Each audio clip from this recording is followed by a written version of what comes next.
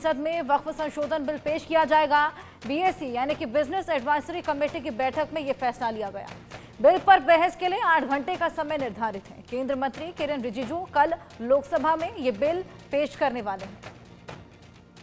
तो वक्फ बिल की तारीख अब तय हो गई है। तमाम सवालात तथा भारी आक्रोश के बाद और आखिरकार कल ये बिल पेश होने वाला है। केंद्रीय मंत्री किरेन रिजिजू कल लोकसभा में ये बिल पेश करने वाले हैं। ऐसे में हंगामे के आसार भी पूरी तरीके से यहां पर जताए जा रहे हैं। हंगामा हमने देखा किस तरीके से बिल की पेशी से भी देखने को मिला है पहले और अब। ऐसे में कल जब बिल पेश होने वाला है, हंगामे पर यहां आसार नजर आ रहे हैं। आपको बताएं कि 6 बजे विपक्षी दलों की भी बैठक होने वाली है। कांग्रेस ने ये बैठक बुलाई है और बैठक में ये तय किया जाएगा कि बिल को लेकर किस तरीके से आक्रोश जताया जाए और किस तरीके से बिल को लेकर नाराजगी जाहिर की जाए।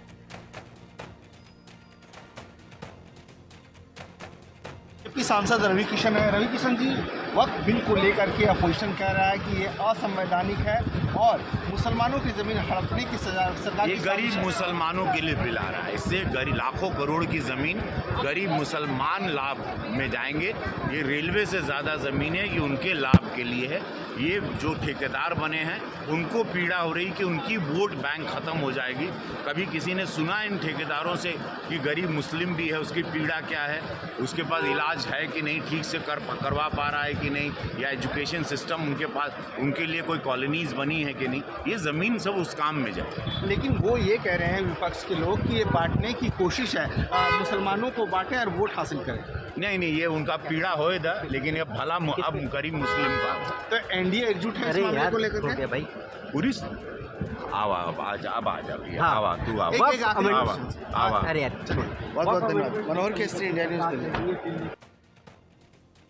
हमारे साथ बातचीत करने के लिए शिवसेना सिंधे गुट के सांसद और जेपीसी में मेंबर रहे नरेश महास्के जी हैं।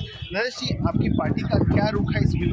हमारे मुख्यमंत्री एकनाथ शिंदे साहब और हमारे गठ नेता शिवराज शिंदे ने कल ही एक पोस्ट की और हम उनके समर्थन में जाहिर किया है। हम लोग उनके साथ में हैं। विपक्षी पार्टियां ये कह रही है, जिसमें से उद्धव गुट के भी कई सांसद हैं, उन लोग लगातार अपोज कर रहे हैं कि ये मुसलमानों के खिलाफ है, गरीब मुसलमानों की जमीन हड़पने की साजिश है। देखो, ये बिल गरीब मुसलमानों के फायदे के लिए है। आप बताओ, एक तो भी उदाहरण दीजिए कि ये वर्क प्रॉपर्टी से कॉलेज खुले, ये वर्क प्रॉपर्टी से हॉस्पिटल खुले हैं, ये वर्क प्रॉपर्टी की वजह से गरीब मुस्लिम बच्चों को शिक्षा मिल रही है, उनकी आरोग्य की सेवा मिल रही है। कुछ भी नहीं, ये वर्क की प्रॉपर्टी, ये कुछ गिने चुने जो लीडर है, जो विपक्ष में है।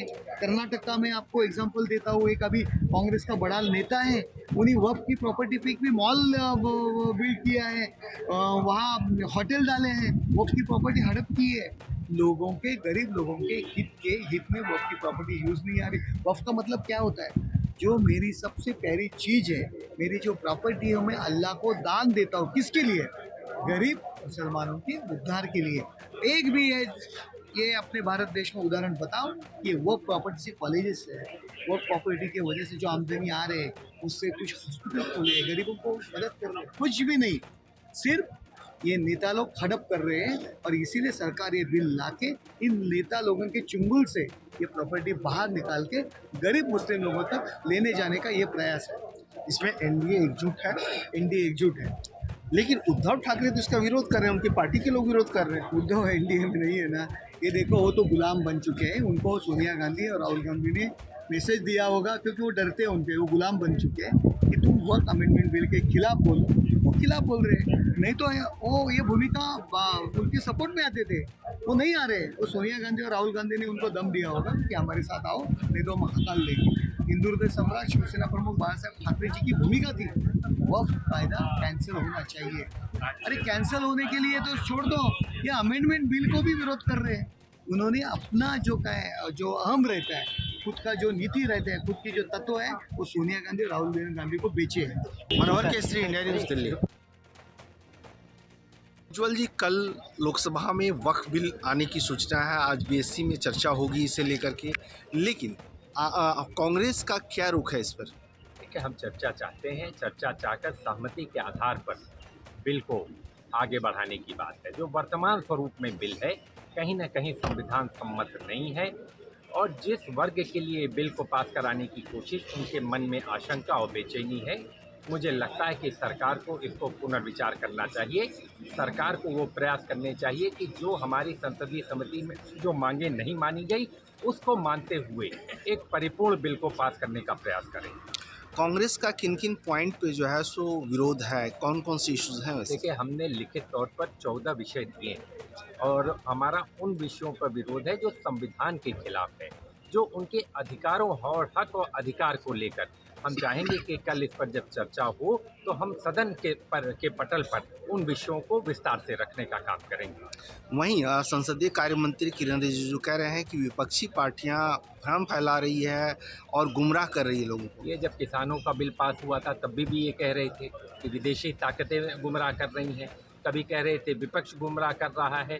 तो ये बीजेपी और संसदीय कार्य मंत्री मैं से यही कहूँगा कि आज हमको बिल पर चर्चा करनी चाहिए, सहमति बनाने पर प्रयास करना चाहिए, संविधान सम्मत बिल पास करना चाहिए, एक परिपूर्ण बिल पास करना चाहिए जो जिस समाज की बेहतरी के लिए हो उस समाज के लोग उसके लिए तैयार हो।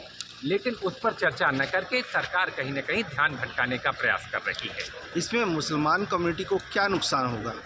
देखिए, जो उनके हक और अधिकार हैं उसको लेने का ये प्रयास है वक्फ बिल के माध्यम से। सरकार जो संशोधन कर रही है उसमें जो अधिकार दिए जा रहे हैं वो डिस्ट्रिक्ट मजिस्ट्रेट को अधिकार दिए जा रहे हैं, तो जिसकी सरकार होगी उसका अधिकारी होगा। उसके बाद आप जो है जो ट्राइब्यूनल जो वक्फ ट्राइब्यूनल बना था उसको ख़त्म करने का काम कर रहे हैं। नहीं तो वक्फ ट्राइब्यूनल में ही सारे अधिकार सुनिश्चित थे कि अगर कोई लोग एजुकेटिंग अफसर से प्रभावित होता था तो वो ट्राइब्यूनल में जाता था। तो कहीं ना कहीं सरकार उनके कानून में कहीं ना कहीं उनके पर्सनल लॉ में घुसने का प्रयास कर रही है।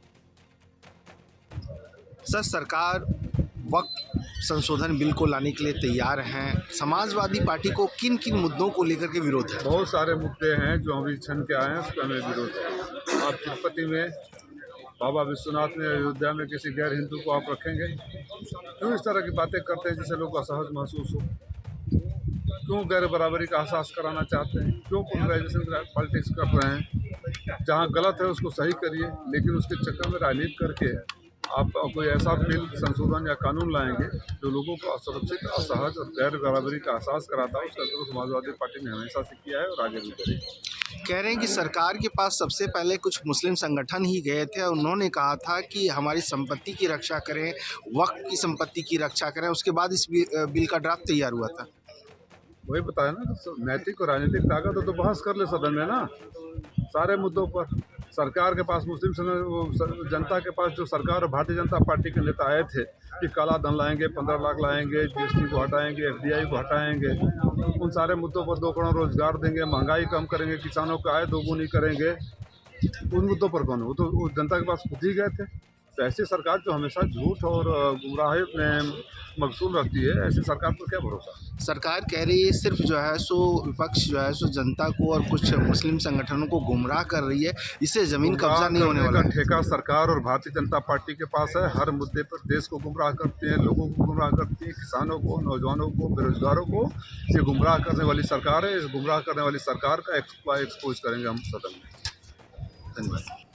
बातचीत करने के लिए मौजूद हैं सपा सांसद मुहिबुल्लाह नदी साहब। संसदीय कार्य मंत्री किरण रिजिजू ने कहा है कि वक्त बिल लाने की तैयारी में है, आप लोग का क्या स्टैंड रहेगा? नहीं, देखिए, अगर बिल लाया जा रहा है तो जोर जबरदस्ती लाया जा रहा है, उसका हम लोग विरोध करेंगे। समाजवादी पार्टी टोटली इसको रिजेक्ट कर चुकी है, इंडिया अलायंस रिजेक्ट कर चुका है और हमें उम्मीद है कि और भी लोग इसका विरोध करेंगे। किरण रिजिजू कह रहे हैं कि आप लोग तो गुमराह कर रहे हैं, लोगों में झूठ फैला रहे हैं। ये सही नहीं है।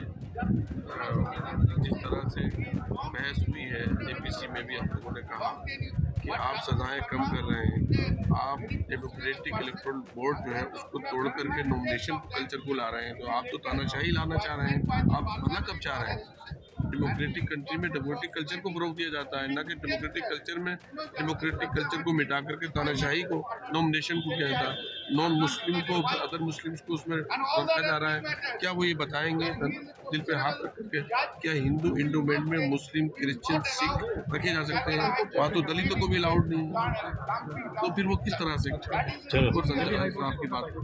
चलिए, धन्यवाद। मनोहर केसरी, इंडिया न्यूज़ दिल्ली। इन खबरों के साथ